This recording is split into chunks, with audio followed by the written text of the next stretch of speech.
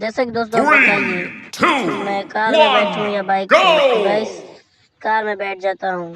3 second हो गया है और मैं जा रहा हूँ कार में बैठने, और कार में जा रहा हूँ कार से मैं इस चैलेंज को मतलब पूरा करूँगा कार से। तो गाइस ये चैलेंज बहुत ही खतरनाक और जानलेवा चैलेंज है, जिसको मैंने अपने जान दांव पर लगा कर खेला है। गाइस इसे पूरा एंड तक देखना और लाइक सब्सक्राइब जरूर करना गाइस। देखो गाइस मैं आ गया हूँ, धीरे धीरे आगे जा रहा हूँ।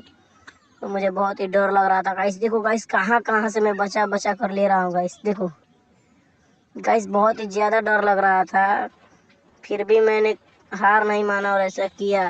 अगर आपको ऐसा चैलेंज वीडियो देखना है तो मुझे लाइक करें और सब्सक्राइब करें और कमेंट में लिखें ऐसा ही चैलेंज वीडियो मैं और आपको भेजूँगा।